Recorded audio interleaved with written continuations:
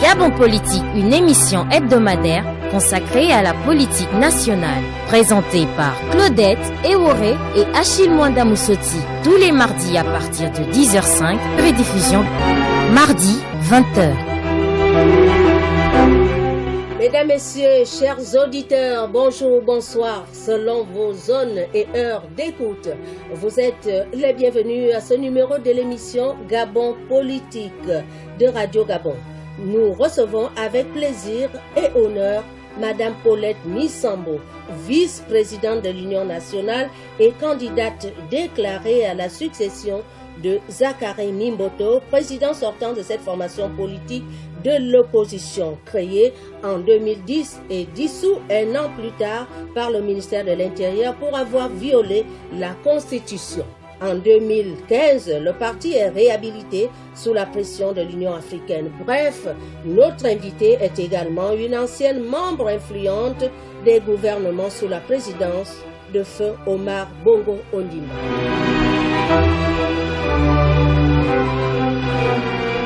Paulette Missambo, bonjour. Bonjour madame. Comment allez-vous? Je vais bien, merci. Merci d'avoir accepté notre invitation. Je suis Claudette Eworé, avec moi Achille Mwanda Moussoti pour cet échange qui va durer une trentaine de minutes. Alors, Madame la vice-présidente, avant d'engager le débat, nous vous rappelons l'esprit et le principe de cette émission. Gabon Politique se veut une tribune que Radio Gabon, la chaîne nationale, offre aux acteurs politiques de toutes tendances confondues afin de leur permettre de défendre et partager leur vision de développement de notre pays. C'est un débat ouvert, sans tabou, marqué parfois par des questions embarrassantes. En effet, nous nous inscrivons dans la logique de vérité et d'objectivité de notre profession, telle décrivait Albert Londres, journaliste français que nous paraphrasons à chaque fois en rappelant que notre métier n'est pas de faire plaisir, il n'est pas non plus de faire du tort, il est de porter la plume dans la plaie. Un commentaire à ce niveau? Je me réjouis d'être invité parce que ce n'est pas toujours le cas que l'opposition ait la possibilité de s'exprimer. Donc je vous en félicite et je suis tout à fait ouverte au débat. Parce qu'il s'agit d'informer les Gabonais, toute l'information, pas seulement celle du pouvoir, mais l'information en général concernant la population gabonaise avec toutes ses composantes. Merci. Nous allons aborder la première partie consacrée aux questions d'actualité avec Achille. Madame la vice-présidente, bonjour. Bonjour, monsieur Achille. Le Gabon revoit l'heure du couvre-feu. Il passe de 20h à 18h. Le test Covid, la durée est désormais fixée à 7 jours, non plus à 14 comme c'était précédemment. Et le confinement du Grand Libreville depuis quelques jours. Que dites-vous déjà à ce sujet? Bon, je comprends que l'État, en tant que protecteur de la nation, en principe, puisse prendre des mesures de nature à protéger la population. Mais en même temps, j'ai noté qu'avec l'annonce de ces mesures, il n'y a pas eu de mesures d'accompagnement. Et je donne un exemple. Vous parlez des horaires de travail. Les Gabonais, hier, depuis que cette mesure a été annoncée, bien sûr se précipitent pour rentrer chez eux, pour respecter le couvre-feu. Mais qu'est-ce que nous avons constaté? Des embouteillages monstres, au point qu'il y a même eu des bagarres. On a vu des vidéos circuler de bagarres entre automobilistes pour se frayer un chemin, des attentes incroyables de nos compatriotes aux arrêts de bus, quand il y en a, je dirais, pour prendre un clando. Donc, sans le savoir, ils constituent des clusters parce qu'en s'amassant le long des routes, bien évidemment, ils créent les conditions de contamination. Et le gouvernement n'a rien annoncé pour pouvoir protéger les Gabonais.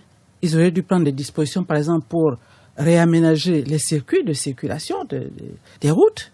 Ils auraient pu ajouter des bus de transport pour les populations. Je n'ai pas entendu ces mesures-là. Et donc, en voulant une chose, on va obtenir son contraire, c'est-à-dire les contaminations vont augmenter. Madame Isambo, les réajustements peuvent arriver au fur et à mesure. Mais en attendant, le mal sera déjà fait. On fait déjà, ce constat peut être amélioré. Oui, mais avec un virus, entre-temps, lui, il court. Donc, le mal aura déjà été fait. Tous ceux qui se sont, je suis sûr que hier, beaucoup se sont contaminés dans la bousculade pour avoir un clando, dans la bousculade pour passer au marché. C'est incroyable. L'État doit anticiper. En même temps qu'ils annoncent des mesures restrictives, l'État doit pouvoir annoncer le filet de protection des populations. Ça n'a pas été le cas. Je constate d'ailleurs que, en ce qui concerne les premiers confinements, ce n'est que hier qu'on commence à annoncer des aides aux entreprises. Mais entre-temps, il y a des entreprises qui ont fermé. Elles ont fermé. Alors, je ne sais pas c'est pour sauver qui, c'est le médecin après la mort. Dans ce registre, de nombreux compatriotes ne respectant pas les mesures se voient être sanctionnés déjà par les pouvoirs publics, notamment plusieurs églises qui ont été frappées et les vendeurs de friperies. Alors là aussi, je pense que le gouvernement n'a pas mesuré la dimension sociale. Lorsque les femmes commerçantes avaient été violentées par les policiers, moi j'avais été au marché de Montboîte, voir comment elles travaillent, j'ai même marché avec ces femmes. Et c'est à cette occasion que j'ai découvert qu'il y avait là-dedans 400 jeunes étudiants gabonais qui vendaient la friperie pour pouvoir payer leurs études. C'était incroyable, moi je n'avais jamais imaginé une chose pareille. Oui, moi aussi quand j'étais étudiante, j'ai fait des petits boulots, mais là on a trouvé une niche des étudiants, parce que les bourses ne sont pas payées à temps, ou elles sont supprimées de façon inexpliquée. Et donc nos enfants étudiants sont là-bas. J'ai suivi comment ils ont confisqué ce matériel. Et quand le matériel est confisqué, on leur demande encore de payer pour pouvoir délivrer ce matériel. Mais s'ils ne vendent pas, avec quoi ils vont délivrer le matériel? Donc là aussi, il n'y a pas d'anticipation de la part du gouvernement. On prend les mesures, c'est-à-dire le peuple doit subir, mais lui, l'État qui est chargé de protéger le peuple, ne prend pas les dispositions pour mettre un filet de sécurité pour ce peuple-là. Donc là aussi, il y a un problème. Et je suis sûr que ces étudiants ou ces femmes commerçantes vont se retrouver à la rue avec leurs enfants qui ne pourront plus aller à l'école, avec leurs enfants qui ne pourront plus nourrir. Et donc, vous me dites, oui, ça viendra après, mais le mal est déjà fait. Donc là, il y a un problème de planification, de programmation de la part du gouvernement. Là, on va prendre la casquette parce que vous êtes éducatrice de formation. Tout à fait. Voilà. Les violences en milieu scolaire et la dépravation des mœurs. Bon, moi je pense que dépravation des mœurs, c'est quand même exagéré. Nous avons tous été jeunes et nous savons qu'on a eu le jerk, on a même les cocos qui ressemblent bien aux trucs que les enfants lancent aujourd'hui. Est-ce que c'est ça la dépravation des mœurs? Oui, je suis d'accord que ça choque. Mais en même temps, nous vivons dans un monde, un village planétaire. Nous avons installé les réseaux sociaux sans filet de sécurité. Il y a des applications comme TikTok qui ont un succès mondial, que nos enfants suivent. Ils se lancent des défis. Donc en fait, ils vivent avec leur temps. J'ai apprécié la décision du tribunal qui n'a pas condamné ces enfants. Parce que nous sommes d'abord des parents. Et que si ces enfants ont trébuché, nous devons les accompagner pour qu'ils puissent se ressaisir. Et vous êtes ancien ministre de l'Éducation nationale. Tout à fait. C'est ça votre position? Tout à fait. C'est ma position. J'estime qu'il y a un grave problème, un malaise social grave. Parce que les enfants reflètent ce que leur rend la société. Il ne se passe plus un jour sans qu'on nous annonce dans l'Union ou d'autres médias des cas d'inceste, des cas d'homosexualité, des pères qui font de leurs enfants des esclaves sexuels. Il ne se passe plus un jour sans qu'on nous annonce des jeunes qui se poignardent à l'école, quelquefois pour 50 francs.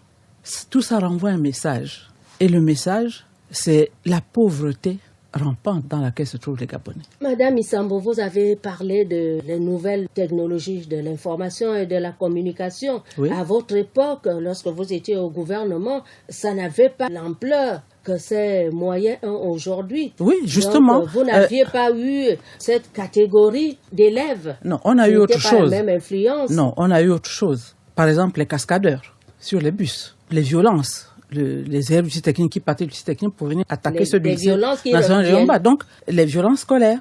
Oui, mais ça revient. Mais elles n'ont jamais atteint le niveau d'aujourd'hui. Quand un enfant poignarde un autre pour 50 francs, ça interroge, ça questionne la société. Et donc, moi, j'estime que c'est la société qui a un problème et que nos enfants ne font que renvoyer ce qu'ils reçoivent de la société. Quel modèle nous leur proposons?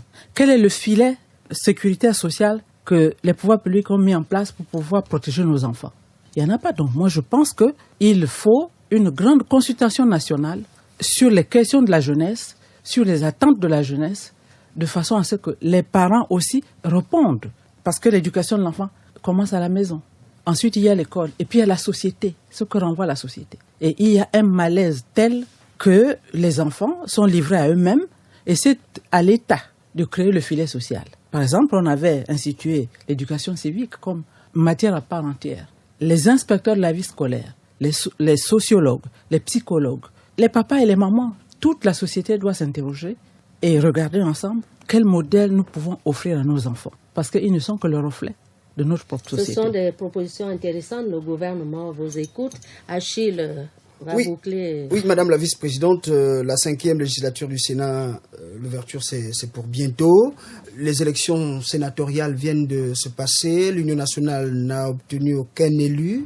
Qu'est-ce qu'on peut comprendre déjà de l'absence de votre parti politique à la prochaine législature au Sénat? Comme vous l'avez annoncé lors de votre mot introductif, l'Union nationale a été dissoute de façon injuste. Pendant 4 ans, nous n'avons pas eu d'activité. Donc, nous avons eu des problèmes pour implanter notre parti sur l'ensemble du territoire. Oui, nous avons eu quelques élus, mais pas en nombre suffisant pour pouvoir emporter, par exemple, des sièges de sénateurs.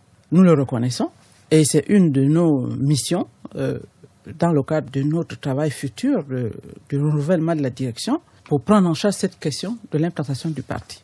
Bien sûr, le PDG en face est un parti d'État, donc évidemment, on ne peut pas comparer. Mais nous allons y travailler, à condition que, bien sûr, les pouvoirs publics nous donnent la possibilité de nous exprimer. Parce que les pouvoirs ont pris des lois qui bafouent la liberté d'expression. Bien sûr, aujourd'hui, il y a un prétexte connu, c'est le Covid. Mais on pourrait aussi racheter l'Union nationale. Vous savez qu'il y a un certain nombre de sénateurs qui seront nommés par le chef de l'État. Et là, ça concernera les dignitaires, les minorités. Tout le monde est concerné. Et si l'Union nationale était parmi les nominés? Bon, je ne vois pas comment, parce que dans la Constitution, on n'a pas indiqué les conditions de nomination. Quels sont les critères? Et le gouvernement n'a pas proposé une loi ou un décret pour préciser ces conditions-là. Et jusqu'à ce jour, les partis politiques de l'opposition n'ont pas été informés des dispositions qui auraient été prises pour réserver un certain nombre de postes à l'opposition, dont l'Union nationale. Donc je ne vois pas comment l'Union nationale pourrait se retrouver avec des nominations. Ce seraient peut-être des nominations individuelles, mais qui ne concerneront pas les partis, puisque les partis n'auront pas été consultés. Et si on nomme Pauline Misambo sénateur, elle va représenter l'Union nationale? Non, pas du tout. Si on veut nommer Pauline Misambo, on s'adresse à son parti. C'est comme ça que ça se passe et le parti va proposer. D'accord, voilà. Certainement parce que, si le parti est d'accord, parce que Pauline Misambo est plus intéressée par la présidence de l'Union nationale et nous abordons cette partie, le fonctionnement, une question de principe. Fonctionnement de l'Union nationale. Comment se porte votre parti en ce moment? Notre parti se porte bien. Nous avons organisé un congrès il y a 3 mois qui a pu adopter son projet politique, qui a adopté sa charte des valeurs, donc les débats se sont bien passés. Un seul point est resté en suspens, c'est le renouvellement de la direction du parti. Donc nous sommes en train de préparer cette élection et le travail se fait, le débat a lieu parce que chez nous, il y a un débat démocratique. Justement, le président de votre formation politique a annoncé sa retraite politique, même si nous avons d'autres informations qu'il serait de retour. Mais vous êtes candidate à la présidence. Qu'est-ce qui motive votre candidature? Bon, d'abord parce que je suis membre fondateur de l'Union nationale. J'étais là depuis la création de l'Union nationale. C'est même moi qui avais présidé le comité qui a élaboré les statuts de l'Union nationale. Et depuis lors, j'ai dirigé quasiment toutes les grandes instances de l'Union nationale, les congrès, les journées de réflexion et même le dialogue pour l'alternance convoqué par le président Jean Ping, qui est le président de la Coalition pour la Nouvelle République. Lors du dernier congrès, les militants ont fortement exprimé leur souhait de me voir porter les couleurs de l'Union nationale. Et depuis que l'élection a été reportée au prochain congrès, cette pression s'est accentuée de la part des militants Probablement parce qu'ils tiennent compte de notre vécu ensemble. Et de vos qualités intrinsèques. Merci. Vous savez que vous en avez. Merci. Vous travaillez beaucoup parce que vous avez dit qu'une femme obligée de travailler 10 fois plus qu'un homme pour qu'elle s'impose. Est-ce que c'est ce que vous avez fait? Oui, j'ai toujours travaillé très dur parce que je ne suis pas de ceux qui pensent que les hommes doivent faire de la place aux femmes. Non, nous cheminons ensemble. Les femmes doivent mériter leur place. Simplement que dans les institutions, comme un parti, nous devons créer les conditions pour que les femmes, par exemple, aux élections, soient alignées dans des positions d'éligibilité. Mais il faut qu'elles se battent, il faut qu'elles s'impliquent, il faut qu'elles s'engagent pour pouvoir mériter leur place. Donc, c'est ce que j'ai toujours fait, parce que je n'aimerais pas qu'après moi, on dise « Ah oui, on peut prendre une femme parce qu'elle n'a pas été capable de faire ceci ou cela ». Ça veut dire que vous arrivez à vous imposer au sein du parti? Je n'ai pas besoin de m'imposer. Par vos actions? Oui. Si chaque fois j'ai été désigné pour présider les plus hautes instances de notre parti, c'est parce que mes compagnons de lutte ont estimé que j'en étais capable. Et ça, ce n'est pas qu'à l'Union nationale. Depuis toujours, j'ai toujours été première dans les responsabilités qu'on m'a données. Bon, je peux le dire, parce que c'est l'histoire. Donc, il faut que les femmes prennent toute leur place aux côtés de nos hommes, parce que pour construire la société, pour que cette construction, ce développement soit harmonieux, il faut que toutes les composantes de notre société y participent. Et c'est le cas des femmes, des hommes, des jeunes et des moins jeunes. Et c'est pour ça que vous concevez de la sympathie autour de vous? On parle d'une candidature de consensus. Oui, j'estime que je constitue le trait d'union entre les différentes provinces, entre le Nord, entre le Sud, entre les générations. C'est en tout cas le message que les militants m'ont renvoyé au Congrès, qui continuent à me renvoyer, que je suis le trait d'union entre toutes ces ambitions et donc j'ai accepté de porter cette ambition pour servir mon parti et, in fine, servir mon pays. Et cette confiance n'est pas déjà une façon de vous investir pour les grandes échéances à venir? Ça, on verra. Pour l'instant, notre défi, c'est de faire de l'Union nationale un grand parti national. Vous avez tout à l'heure évoqué les élections nationales. Oui, notre ambition, c'est de faire en sorte que l'Union nationale ait plusieurs élus nationaux, des députés, des sénateurs. Et tout ça, il faut compter en 2023, voilà, donc, lors des élections générales. Voilà, donc c'est mon ambition avec tous les militants des 9 provinces. En tout cas, c'est le message qu'ils m'ont envoyé et que j'ai reçu parce que, évidemment, j'ai toujours été à leur écoute, à leur côté, quelle que soit la situation. Beaucoup disent qu'il y aurait quelqu'un qui se cacherait derrière votre candidature. Que répondez-vous? Non, mais vous me connaissez. En disant cela, ça veut dire que je ne serais pas capable. Qui peut le dire au Gabon? Qui ne m'a pas vu à l'œuvre au Gabon? Quelles que soient les situations, quelles que soient toutes les fonctions que j'ai occupées, étaient des fonctions très difficiles. Et je n'ai pas eu un souffleur. Je les ai conduites moi-même, évidemment avec les instances dirigeantes, mais c'était d'abord ma personne, parce que j'ai été bien formé, je me suis engagé politiquement, et ce n'est pas facile. Et souvent, d'ailleurs, ce qui fait peur aux femmes, parce qu'on vous insulte, comme c'est le cas en ce moment, ce n'est pas justifié. Bon, c'est leur problème. Ce qui m'importe, c'est le résultat. Et chaque fois que j'ai été en responsabilité, j'ai fait en sorte qu'il y ait des résultats concrets. Et ça, je peux le démontrer tout au long de ma carrière. Une fois à la tête de l'Union nationale, justement, comment allez-vous gérer l'approche genre pour dissiper certaines considérations comme on vient de le dire? Lorsqu'une femme est quelque part, il y a toujours quelqu'un derrière. Est-ce que vous avez une programmation, un planning pour instaurer le respect de l'approche genre? Bien sûr. D'abord, nous avons eu l'occasion de le dire lors des journées de réflexion que nous avons organisées, c'est de faire en sorte d'abord de sensibiliser les femmes. Nous sommes plus de 52% de la population gabonaise. Nous devons prendre toute notre place. Elle commence dans la communauté, elle commence à l'école. Aujourd'hui au Gabon, on peut se féliciter de ce que la majorité des filles va à l'école. Mais après, il y a un abandon scolaire très très fort qu'il faut combattre. Une fois qu'elles sont formées, elles doivent pouvoir trouver un emploi, se former à un métier. Mais le métier ne suffit pas. Il faut que les femmes s'engagent aussi en politique pour pouvoir être présentes dans les instances de décision.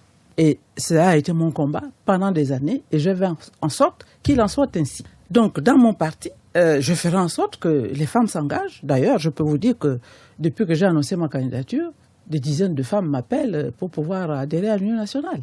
Et je les encourage à y venir et nous leur ferons de la place pour participer aux échéances électorales, de sorte qu'il y ait plus de femmes maires, qu'il y ait plus de femmes députées, qu'il y ait plus de femmes sénateurs. Donc, elles en ont les capacités. Il faut combattre les préjugés du genre, oui, parce que il y a la maternité, la femme ne pourra pas faire telle ou telle chose. Non, il y a toujours des aménagements possibles. C'est une question d'organisation. On peut s'engager et aménager son temps de travail. Donc, j'invite les femmes à s'engager et de prendre toute leur place au sein de notre parti. Revenons un peu sur votre candidature. Pourquoi avez-vous hésité? Lors du congrès, vous n'êtes pas présenté et c'est après le report que vous vous positionnez. Pourquoi? Qu'est-ce qui a expliqué un peu cette incertitude? Non, d'abord c'est parce que j'étais absente du Gabon pendant la préparation du congrès. Je suis arrivé à quelques jours, 3-4 jours du congrès. Et puis parce que dans notre parti, on avait l'habitude de se concerter. Donc, je savais que les concertations se menaient pour pouvoir, autant que faire se peut, conduire, favoriser certaines candidatures, favoriser un consensus autour des candidatures. Et quand je suis arrivé, c'était déjà fait. Je n'ai pas été choisi. Et comme je ne m'étais pas préparé, bien sûr, j'ai hésité, j'ai attendu un peu préparé. Et quand je suis arrivé au congrès, c'est là que j'ai réalisé que, en définitive, c'était le souhait de la majorité des délégués qui étaient là et des coordinations qui m'ont envoyé des appels à candidature et depuis ça n'a pas cessé. Donc en politique c'est merveilleux d'être porté par les autres, de savoir que vous représentez un espoir pour les autres pour conduire leur ambition. Et c'est pour cela que j'ai accepté avec détermination de porter les ambitions de mes compagnons de lutte et j'ai commencé à aller à leur rencontre pour qu'ils me reprécisent leurs attentes et qu'ensemble, nous peaufinions notre programme. Nous avons adopté un projet politique au Congrès, mais le fonctionnement du parti, la marche du parti, c'est au quotidien. Ce sont les coordinateurs qui animent le parti dans leurs circonscriptions respectives qui nous donnent des suggestions pour pouvoir améliorer le fonctionnement de notre parti. Qui devra vous voter? Donc, comment se passe le vote? Est-ce que vous avez débuté la pré-campagne? Oui, on a débuté. Les délégués au Congrès, les coordinations, les délégués viendront des organes locaux du parti, du Conseil national, du Bureau national, du Conseil national, et puis les organes locaux qui vont choisir consensuellement leurs délégués pour pouvoir les représenter et représenter toutes les coordinations sur l'ensemble des provinces où nous sommes représentés. Madame Issambo, on sait bien que la liste électorale avait posé problème lors du dernier congrès. Est-ce que cette liste est déjà affichée? Combien sont-ils, les électeurs? Effectivement, la liste électorale qui avait été affichée au dernier congrès avait été contestée. Que dit la loi? La loi, nos statuts disent que cette liste doit être élaborée consensuellement avec les différentes coordinations. Donc, actuellement, c'est la responsabilité du bureau du Congrès qui doit faire en sorte que cette liste, que le fichier soit audité, que cette liste soit réexaminée avec la participation des différents responsables du parti. Est-ce que le processus est déjà enclenché quand on sait bien que votre adversaire politique, on va dire le candidat, qui est comme vous, est lui responsable des élections? Est-ce que cette liste ne va pas poser toujours problème? Nous faisons confiance au président du Congrès qui a reçu une mission de veiller à ce que une liste consensuelle, irréprochable, soit élaborée, parce que c'est ce que nous reprochons au pouvoir, de nous mettre des listes truquées pendant les élections. Donc nous n'avons pas reproduit les mêmes schémas que nous condamnons. Donc moi je fais confiance au président du Congrès pour qu'il fasse en sorte que la liste électorale que nous aurons au prochain congrès soit une liste élaborée avec toutes les parties et que nos coordinations se reconnaissent dans cette liste. Parce qu'au dernier congrès, quand les délégués venaient regarder la liste affichée, ils ne retrouvaient pas leur nom. Même des responsables de commission ne retrouvaient pas leur nom. Donc nous souhaitons que cela ne se reproduise pas. C'est ça la première condition d'une élection impartiale, d'une élection juste et transparente. Et si ce n'est pas le cas, vous allez encore reporter le scrutin? Écoutez, je préfère souhaiter que tout soit fait pour que nous ayons une liste transparente, consensuelle, Madame Missambo, avant d'aller au Congrès. sur les questions justement des candidatures, certaines indiscrétions disent que vous n'aurez pas assez de parrainage pour le dépôt de candidature et vous aurez plutôt déposé une déclaration sur l'honneur pour postuler. Bon, tout ça, c'est vraiment du n'importe quoi. Vous avez l'occasion de vous exprimer. Oui, c'est du n'importe quoi, parce que dans un premier temps, le président du Congrès a publié une note nous demandant de déposer les candidatures entre le 8 et le 12, en précisant que, j'ai reçu une lettre, en précisant que nous pouvons d'abord déposer une lettre de candidature, avec si possible la copie de notre carte d'identité, de carte de membre, et que les autres dispositions nous seront communiquées ultérieurement. Ensuite, récemment, il m'a écrit à nouveau, et je suppose aux autres aussi, pour indiquer de nouvelles dispositions qui doivent être discutées d'accord partie, y compris les parrainages. Donc moi j'ai mes parrainages. Non, vous pensez quand même pas que je ne pourrais pas réunir les parrainages. Madame Missambo, c'est ce que nous avons écouté dans les coulisses. Oui, bon, c'est vous qui dites votre partie de vérité. Oui, c'est vraiment du n'importe quoi. C'est une élection donc. C'est du n'importe quoi. Qui n'est jamais gagnée d'avance. Voilà, elle n'est pas gagnée d'avance, mais à condition qu'il y ait la transparence. Voilà, donc les parrainages, je les ai. Tout ce que nous demandons, c'est le bureau du Congrès qui conduit le processus, et donc nous suivons le processus. Moi, je ne fais pas du spectacle. Je n'ai pas eu besoin, je réponds simplement à la lettre du président du Congrès, j'ai déposé ma lettre, et puis le reste, il a dit après, ok, c'est tout. C'est-à-dire vous avez respecté le processus bien sûr, établi. Bien sûr. Sans indiscrétion, quelle est l'ambiance actuelle au siège du parti? Est-ce que vous voyez les candidats déclarés? Est-ce que vous vous êtes vu depuis l'autre candidat? Bon, chacun passe à son tour, mais nous n'avons pas de problème. Nous n'avons pas de problème personnel. Franchement, nous avons de bons rapports en tant que personne. Le siège, je n'y vais pas souvent. Je vais quand un bureau national est convoqué. Il est ouvert d'ailleurs? Il est ouvert ou bien il est fermé? Je n'en sais rien. Je n'y suis pas allé depuis, puisqu'il n'y a pas eu de bureau national convoqué. En revanche, oui, Madame j'ai mon QG, mon quartier général, où je me retrouve avec les militants et puis mon équipe. Alors, Madame Missambo, vous êtes candidate pour succéder à Zakari Mimboto. Nous allons vous laisser dire un message à l'endroit de vos militants, à l'endroit du peuple gabonais, à l'endroit des femmes, tous ceux qui peuvent vous soutenir dans votre action. Et un message également pour la Covid, puisqu'on est dans ce contexte. Oui, alors je suis candidate. Je pense que je mérite d'être candidate. Et je dirais même que je suis la bonne candidate. Parce que j'ai une expérience. J'ai la possibilité de faire le trait d'union entre les Gabonais. Et j'en appelle donc à la mobilisation générale de tous nos militants des 9 provinces pour que véritablement ils mettent en exécution leur souhait de l'appel à candidature qu'ils m'ont lancé. Pour que nous puissions redynamiser notre parti, achever son implantation, lui donner des missions nouvelles et particulièrement à l'endroit de nos jeunes. Parce que la jeunesse, c'est vraiment la pierre angulaire du projet de l'Union nationale. Notre population est jeune.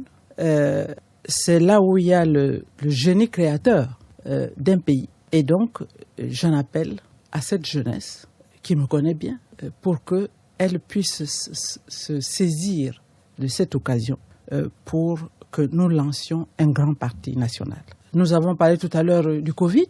Oui, j'invite les populations à se protéger, à mettre leur masque, à respecter les mesures barrières, mais j'invite aussi les pouvoirs publics, notamment le ministère de l'Éducation nationale. Je pense que le ministère de l'Éducation nationale peut faire en sorte que les élèves aient une dotation en masque de protection. C'est un minimum. J'ai constaté que dans les laboratoires, le prix des tests a augmenté. On est parti de 5 000 à 20 000. Mais avec cet argent, on peut aider les familles. Parce que imaginez une famille qui a... 20 000, c'est pour une catégorie? Oui, mais on dit que certains jours... Il y a 5 000 et il y a VIP. Oui, mais on dit que certains jours, c'est tout le monde 20 000. Bon, dans tous les cas, ça fait beaucoup d'argent. Et moi, je pense qu'un pays qui a une population très jeune, 70% de la population gabonaise a 35 ans, peut faire ce sacrifice avec cet argent, acheter des masques et les mettre à la disposition des élèves. Parce qu'imaginez une famille qui a 4-5 enfants envoyés à l'école. Vous voyez le budget que ça fait, acheter les masques et acheter le gel. Moi, je dis que le ministère de l'Éducation nationale peut faire en sorte de distribuer aux élèves les masques à l'école. Ils arrivent le matin, ils ont un masque, le lendemain on en donne un autre, puisqu'il faut le porter peut-être 4 heures. Je pense que ce serait vraiment une mesure de protection de la jeunesse. La même chose même à l'université. Hein. Et simplement en prenant les recettes des tests. Avec les recettes des tests, le ministère de l'Éducation nationale peut mettre à la disposition des élèves les masques. Venant d'un ancien membre du gouvernement, ancien ministre de l'Éducation nationale, votre collègue vous entend. Ben oui, je souhaiterais qu'il m'entende et qu'il l'applique. Parce qu'il en va de la survie de nos enfants. Madame Misambo, on apprend que vous avez un QG. C'est votre domicile ou bien des gens ont peut-être participé à ce que vous ayez non, un ce n'est pas général? mon domicile. Oui. Ce sont les militants, justement. Je vous ai dit que ma candidature, c'est la candidature des militants. Et je dirais de valeureux militants de l'Union nationale. Ce sont eux qui payent votre loyer? Ce sont eux qui ont cotisé et qui continuent à cotiser et qui ont trouvé ce siège et qui payent le loyer. Voilà. Donc, ça promet alors. Donc, ça veut dire, c'est ça, un parti. C'est le parti des militants. Et moi, j'ai été heureuse de voir que, vraiment, c'est un signe d'engagement très fort de la part des militants.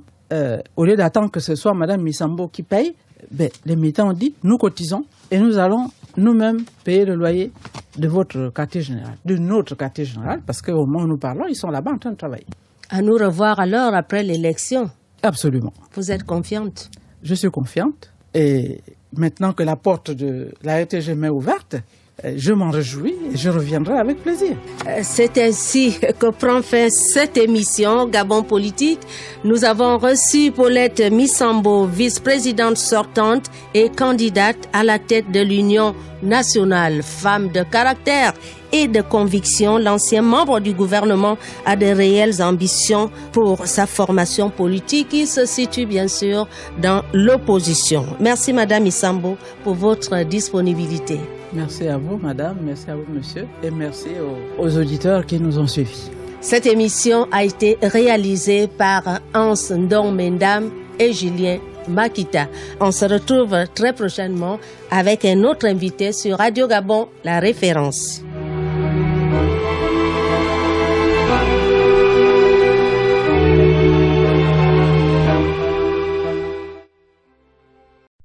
Vous êtes câblé sur Radio Gabon émettant de Libreville, 88.7, 90.